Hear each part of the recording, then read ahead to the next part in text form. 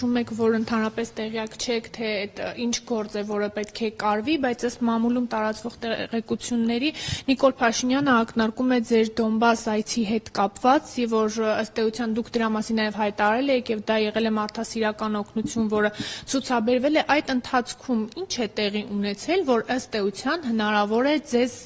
կարող են եւ մեղադրել պետական դավաճանության մեջ, որովհետեւ նաև ըստ նույն այդ տեղեկությունների այդ ամենը համաձայնեցվել է վերջերս Զելենսկիի Հայաստան այցի ընթացքում։ Տեսեք, Դոնբասյան մեր այցը եղել է հրապարակային։ Մենք մանրամասն տեղեկատվություն ենք հրապարակել, թե ինչով ենք զբաղվել Դոնբասում եւ ինչու ենք գնացել։ Այցը եղել է տեղի հայ համայնքի հրավերով, քանի որ դա ռազմական գոտի է, շատ նորմալ է, որպեսզի մենք տեղեկանանք, թե մեր հայրենակիցները ինչ վիճակում են։ Դա պետք է պետությունն աներ, փոխարենը մենք ենք արել։ Մենք հանդիպել ենք Դոնբասի ու Լուգանսկի ղեկավարների հետ, այնտեղի պարլամենտի անդամների հետ, այցը եղել է հրապարակային, մանրամասն իմ ֆեյսբուքյան էջում եւ լրատվամիջոցներում տրվել է միջազգային մամուլում, ուշադիր լսեք թվերը, 200 միլիոնից ավել դիտում է ապահովել մեր այդ այցը եւ դրանով իսկ մենք նաև որպես ռազմավարական դաշնակից պետության ներկայացուցիչներ ցույց ենք տվել, որ Հայաստանում բոլորը չէ, որ դեմ են հայ-ռուսական հարաբերություններին եւ մենք որևէ այլ դաշտ չենք մտել այդտեղ, այցը եղել է հումանիտար, ինչ վերաբերում է Զելենսկու հետ կապված պատմությանը,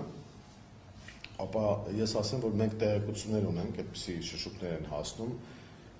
որ այսպես կոչված հիբրիդային պատերազմի շրջանակներում, բայց մեր դեմ իրականացվող, Հայաստանի դեմ իրականացվող հիբրիդային պատերազմի շրջանակներում, այն շրջանակները, ովքեր որ աջակցում են Նիկոլ Փաշինյանին, նրանք հրահանգել են իրենց ենթակայության տակ գտնվող երկրներին, որ այդտեղի հայերը, տվյալ դեպքում Ուկրաինայի հայերը, որոնք ինչ-որ առումով նաև կախվածություն ունեն, որոշ շրջանակներ, իհարկե բիզնես շրջանակներ, որպեսզի գան եւ այստեղի ընտրությունների ժամանակ սատարեն Նիկոլ Փաշինյանին։ Մենք տեղեկություններ ունենք, որ հսկայական գումարներ են պտտվում, այդպես բերանից բերան մակարդակով տարածվող տեղեկություններ են, բայց այդ ամենը գին ունի եւ ես չեմ բացառում, որ Ուկրաինային եւ Զելենսկուն ուզեցել են ժեստ անել, որ տեսեք մենք ովքեր որ Դոնբաս են եկել, այդ ղեկավարին այսպիսի գործողություններ ենք իր դեմ իրականացնում, այդ ամեն ինչը հնարավոր է, մանավանդ որ Ուկրաինայում մեր այցից հետո իմ դեմ կոնկրետ հետախուզում է հայտարարված եւ չի բացառվում, որ ուղղակի ժեստ են արել։ Դրանով մի դրվագ եկալ ես ուզում եմ ուղղակի տեղեկացնել, որ նախաքննական գաղտնիքից եւ պրոցեսներից դուրս չգալու առումով եմ ասում լրացուցիչ հարցեր չտակ, որովհետև այդտեղ պարտավորություն ունեմ ես ոստիկանությունում։ Օրեր առաջ այն տունը, որտեղ որ ես բնակվում եմ, ունի ընդհանուր շքամուտքի դուռ, որը ուղիղ մեր տուն է տանում, ուրիշ այդպեսի բան չկա։ Եվ տեսախցիկները ֆիքսել են, որ մեր տան վրա եղել է հարձակում։ Բացել են դուռը եւ շատ հետաքրքիր է, որ գիշերվա լույս առավոտվա 5:40 քանիսի սահմաններում գալիս են երկու հոգի, դատելով կադրերից երիտասարդներ, ուժով բացում են դուռը եւ ոչ մի գործողություն չեն անում։ Ես ենթադրում եմ, որ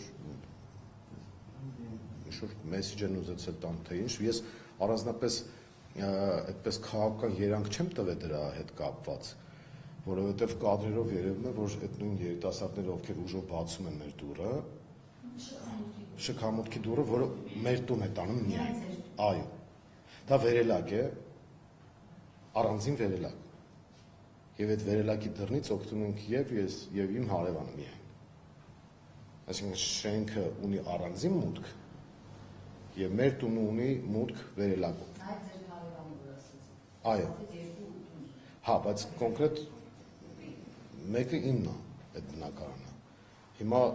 նայեք գործողություն է, մարդիկ գալիս են ուժով դուռը բացում են,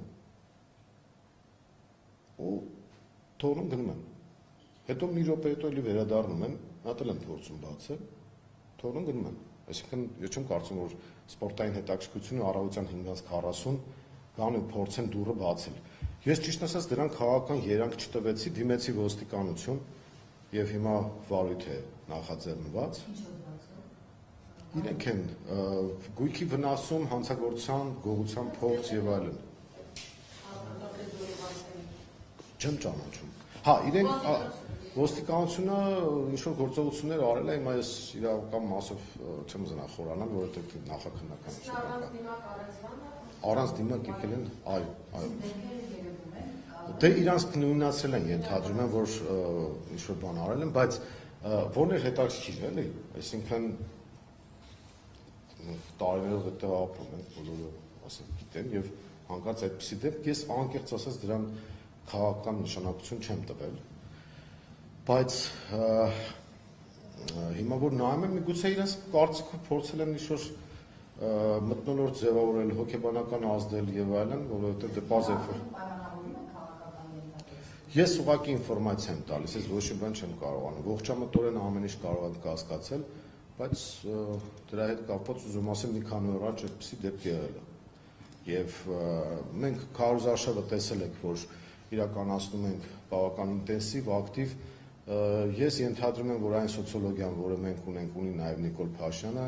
ինքը հասկանում է, որ պարտվում է հավաքական ընդդիմությանը եւ դնում է այսպիսի ապօրինությունների եւ հանցագործությունների։ Եվ ինձ փորձում է խաղից հանել, որովհետեւ հազար ու մի հարցեր կան մեր միավորի հետ կապված քաղաքական առումով, երևի մտածում եմ, որ ինձ չեզոքացնելով կարող է վնասել ընդհանուր պայքարին, դրա համար էլ այդպիսի քայլերի է դիմում։ Օրագիր Նյուզ Արփինե Նավասարդյան, պարոն Թևանյան, հաշվի առնելով Փաշինյանի երեկվա հայտարարությունները, չի բացառվում, որ կարող են առաջիկա ժամերին ձեզ կալանավորել։ Իրադարձությունների զարգացման նման ընթացքին դուք պատրաստ եք եւ այդ դեպքում ինչպես եք պատկերացնում ձեր հետագա պայքարը։ Միևնույն ժամանակ պրոիշխանական որոշ շրջանակներ նշում են, պնդում են, որ դուք պատրաստվում եք լքել երկիրը։ Խնդրում եմ հաստատել կամ հերքել այս տեղեկատվությունը։ Շնորհակալություն։ Եթե այդպես ով է ասել այդպեսի բան։ Պրոիշխանական Նայեք, շատ հետաքրքիր պատմություն։ Հայտնի ստեղծագործություն կա, ես կվերաձևակերպեմ այդ վերնագիր եւ կասեմ, սա մի հայտարարված հետապնդման պատմություն։ Բոլորը գիտեն, տեղյակ են։ Հիմա նայեք ինչ է անում այս պետական դավաճանը։ Ուրեմն նախ անոնս է տալիս, որ ԲՀԿ ցուցակում բարձր տեղեր գտնվող մեկին մենք հիմա տեսեք ինչ ենք անելու, եւ ասում ես կգնամ Վանաձոր կհասնեմ եւ այնտեղ հայտարարություն կանեմ։ Հետո արդեն հայտարարությունը անում են։ Նայեք, այն մեղադրանքը, որ իմ հասցեին հնչեցրել են ապօրինաբար, ես հիմա այստեղ ասուլիս պետքա չտայի։ Այսինքն մենք նաև զուգահեռաբար կապիկության ականատեսն ենք դառնում, եւ Նիկոլ Փաշյանը զուգահեռաբար նաև կապիկությամբ է զբաղվում, այսինքն ինքը մեղադրանքները հնչեցնում է, հետո ասում է, թե ով ինչ պետք է անի, եւ հանրությունը այսպես ուշադիր հետևում է, թե ինչ է լինելու։ Ես ենթադրում եմ, որ իրենք ասում են պատրաստվում են լքել երկիրը։ Ուրեմն ես Նիկոլ Փաշինյանը չեմ, որ մարդկանց տանեմ կրակի բերան, հետո ծլկեմ դեպքի վայրից։ Մարդկանց զոհվելու պատճառ դառնամ, հետո ծլկեմ դեպքի վայրից։ Հազարավոր մարդկանց զոհվելու պատճառ դառնամ, հետո հայտարարեմ, որ ես այդ ամենը արեցի, որպեսզի ինձ չասեն Նիկոլ Դավաճան։ Քեզ մեկը ասելու են Նիկոլ Դավաճան, ու դու Դավաճան ես, ու դա դատարանում հիմնավորվելու է։ Ես հիմա այսպես ասած քաղաքական փաթեթարթը ներկայացրեցի, հետագայում դրա իրավական ձևակերպումները կտրվեն։ Հիմա իրանց արշինով են չափում, մտածել են, որ անոնսը տանք, ես ասենք ակնարկներով, բանով դեին վրա անընդհատ այդպիսի բաներ անում էին, չէ՞ որ իբր հայ-ռուսական եւ այլն, այո, ես չեմ թաքցրել։ Իմ գործունեությունը հրապարակային է, ես կողմնակից եմ հայ-ռուսական հարաբերությունների զարգացման։ Իսկ դա նշանակում է Հայաստանի անկախություն, ինքնիշխանություն եւ այլն եւ այլն եւ այլն։ իրենց պարագայում իրենք թուրքական վիլայեթի տրամաբանությամբ են գնում։ Իրանց այսպես կոչված արևմտամետությունը դա թուրքամետությունն է։ Հիմա վերադառնալով այդ թեմային, իրենք իրենց արշինով են ինձ չափել, մտածել են, որ ես կփախնեմ կամ կլքեմ երկիրը, իրանց փախածների տրամաբանությունը։ Հետո իրանք ասեն, տեսակ, բա որ ասում էինք, որ դուք այսպեսին եք, տեսեք, որ իրանք գիտեն, որ մենք ճիշտ ենք դրա համար, չէ, այդպեսի հաճույք մենք իրենց չենք պարգևի, ինչ ուզում են թողան։ Հիմա գիտեք ինչ կա, այստեղ նժարի վրա դրված է Հայաստանի Հանրապետությունը։ Եթե Հայաստանի Հանրապետությունը արժանանալու է Արցախի ճակատագրին, անկեղծ ասած կարևոր չի թե որ ինչ կարգավիճակում կլինի։ Ինձ համար անձամբ սա նաև անձնական մոտիվացիա ունեցող գործընթաց է, որովհետև ես ծնվել եմ Երևանում, ուզում եմ ապրել Երևանում եւ իմ երեխեքն էլ ապրեն եւ այլն եւ այլն։ Այսինքն այդպիսի բան չկա, իրանք կուզենային, որպեսզի ես իրենց սցենարով առաջնորդվեի, բայց այդպիսի բան չի լինելու։ Իրենք ինչ ուզում են թող անեն։ Հուսով եմ հրապարակային գործընթաց կլինի եւ ես ել ավելի մանրամասն կխոսեմ Նիկոլ Փաշինյանի պետական դավաճանության մասին։ Ու բացի այդ նաև խոշոր չափի հափշտակումների։ Նայեք, ես ձեզ մի թիվ ներկայացնեմ։ Ուրեմն վարչապետ կոչվածի աշխատակազմը տարեկան 60-ից 65 միլիոն դոլար պետական բյուջեից գումար է ստանում։ Հիմա մենք հանում ենք այն երևացող տողերը 8 տարվա մեջ արդեն մոտավորապես կես միլիարդ դոլար Նիկոլ Փաշինյանի աշխատակազմը ստացել է։ Կառավարությունը կեսը երևացող է աշխատավարձեր եւ այլն, կեսը չերևացող են գաղտնի գրիֆի տակ, ոչ մեկ ոչ մի բան չի կարող իմանալ եւ այլն։ Բա մենք չիմանանք այդ գումարները որտեղ են ծախսվել։ Օրինակ մի 200-ից 250 միլիոն դոլարը որտեղ են ծախսվել։ Թոշակները իբր բարձրացրել են 10,000 դրամով որպես ընտրակաշարք, բայց 8 տարվա մեջ 8 միլիարդ դոլար կերել են իրենց բառերով ասած։ Այդ դրանք բոլորը պետք է բացահայտվի։ Անիֆի փողերը, Երևանի քաղաքապետարանի կողմից մսխվող փողերը, մյուս համակարգերի փողերը, ուր են կորել, ինչ են արվել, այդ ասֆալտի վրա ինչքան փող են աշխատել եւ այլն եւ այդպես շարունակ։ Այդ 8 միլիարդը չէր կարող ցնդել օդում։ Հələ չհաշված որ մի 100 միլիարդ էլ վնաս տվեցին Արցախը հանձնելով, բայց դա ես զուտ նյութական մասն եմ ասում, մնացած ճակատագրային մասերը հանել։ Այնպես որ պետք է համատեղ սպասենք, ես ձեզ խորհուրդ կտամ նաև զանգահարեք այն կառույցներին, որտեղ հրահանգ էինք տվել, ասեք բազադերժկան ինչու՞մ է, ասենք ուր եք չեք գալիս։ Բա մի հատ եկեք տեսնենք այդ ինչ եք կարելու, այդ ինչ եք հորինելու։ Կամ գիտեք որն է, Գեբելսյան քարոզության առանձնահատկությունը այն է, այնպիսի մեծ սուտ ասել, որ ասում դե ես ինչ բան են ասել, երևի ինչ-որ մի բան կա։ Ոչ մի բան չկա։ Բաց այդ պետական դավաճանը նստած է աթոռին, Ալիևի թեկնածուն Նիկոլ Փաշինյանն է, առանց գաղտնիքի։ Էրդողանն են նույն իրենց թիմով պաշտպանում են Նիկոլ Փաշինյանին եւ ասացի ինչ են բերում իրան, ինչ են ուզում բերել ու պահել իրան։ Որպեսզի այդ քայլերը անի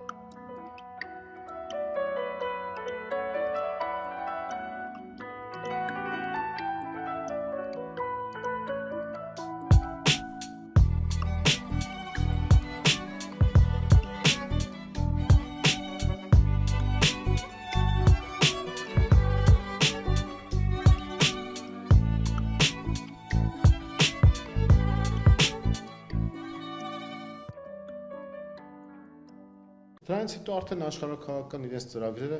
կյանքի են կոչում։ Բայց նույնիսկ Տրամպի վարչակազմը չի ուզում մտնել այդ խաղի մեջ։ Իրենք պարզ հայտարարում են, Կովկասը լրիվ ուրիշ անվտանգային համակարգ է, մենք ոչ մի բան հայերին չենք կարող ապահովել անվտանգության առումով, եւ չենք ուզում մտնել կոնֆրոնտացիայի մեջ։ Եվ Չինաստանում Տրամպի հանդիպումը, հետագայում Սի եւ Պուտին հանդիպումները այդ թեմայի շուրջ են եղել։ Հիմա սրանք վերջին խրխրոցներն են անում այդ գլոբալիստական շրջանակները, որ եկան համ իրենց երկրի հերը անիծեցին Եվրոմիության տարածքում խայտարակ տնտեսական վիճակ է եւ ասենք գերմանական տնտեսությունը ուղղակի շնչայած է լինում այս քաղաքականության արդյունքում։ Մակրոնն էլ ասենք որոշել է տեղական նշանակության տնաբույս Նապոլեոնչիկ խաղալ ու ուզում են ինչ-որ մեծ ծրագրեր իրականացնել, աֆրիկյան այդ տարածքներում պարտվեցին ռուսներին, Ուկրաինայում պայքարում են Ռուսաստանի դեմ մինչև վերջին ուկրաինացին, այս տարածքում էլ պայքարում են Ռուսաստանի դեմ մինչև վերջին հայը։ Հիմա մենք էլ ասում ենք, չէ, մենք չենք ուզում ձեր համար, ասենք, այդ վառելիքի դեր կատարել է ձեր շոկեքարշի մեջ։ Այդքան բան։ Սա է, այս գործողությունները, որ արվում են աշխարհաքաղաքական մեծ խաղի տրամաբանության շրջանակներում, եւ ես նշեցի, կրկնեմ, որ սա առաջին անգամ է Հայաստանի պատմության մեջ, երբ որ հայաստանյան ընտրությունները վերածվել են աշխարհաքաղաքական մեծ բախման։ Նիկոլ Փաշինյանի հանցագործություններից հենց մեկն էլ դա է, որ ինքը Հայաստանը դարձրել է մանրադրամ, էստի համեցեք է արել աշխարհաքաղաքական ուժերին, ասում է քաշքշեք, պատառոտեք Հայաստանը, վերջացրեք, ինքը պատրաստ է արյան մեջ թաղել Հայաստանը, հանուն իր կաշվի փրկության։ Ինքը այդ տեսակն է, ու բոլորը գիտեն։ Մարդացյաց, ոնց ասեմ, չտես, ագա, ամբողջ աշխարհին ատող, մի հատ բառ կա, աբիժնիկ,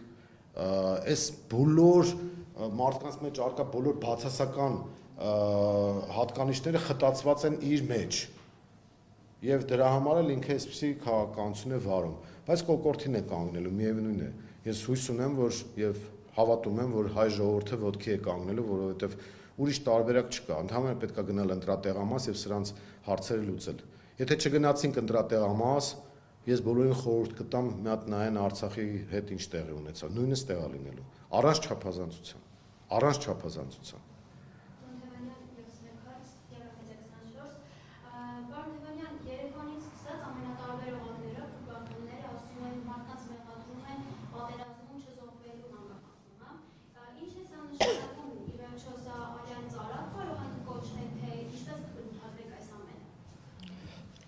Տեսեք, Նիկոլ Փաշինյանը ինքը չի է թաքցնում, ընդ որում վաղուց, որ ատում է ղարաբաղցիներին, բայց ղարաբաղցիներին ատելով ինքը ատում է նաև հայաստանցիներին, ոչ մի տարբերություն չկա, ընդհանրապես ինքը մարդացյաց երևույթ է, եւ երբ որ ինքը ասում է ինչի դուք չեք զոհվել, դա թարգմանաբար նշանակում է ինչու չեն զոհվում բոլոր նրանք, ովքեր իմ դեմ են։ Ամբողջ խնդիրը դա է, ինքը այդ մաղձը թափում է, որ նյարդային վիճակից ելնելով, մաղձը թափում հայ ժողովրդի հասցեին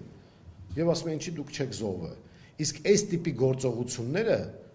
այդ որ իրանք շոուներ են բեմադրում, սա էլ է շոուի մաս իր կողմից։ Ասենք պետական դավաճանության մեղադրանք տալ, սա նման է Հիտլերի կողմից Ռեյխստագի այրմանը։ Երբ որ ինքը իշխանության հարցեր ուզում լուծեր, ինքը Ռեյխստագը այրեց, որպեսզի կարողանան դրա հիմքով իր քաղաքական հակառակորդների դեմ պայքարել։ Բայց մեր տնաբույծ Հիտլերիկը շատ ավելի ճղճին մոտեցումներ ունի եւ գործերը կարում, ասենք, ոտքի վրա ձեռքի հետ, սա է։ Ինքը տես երկար բարակ չի մտածել իմ կարծիքով, այդ պայի տակ, ազդեցության տակ ինչ-որ գործողություններ անում է։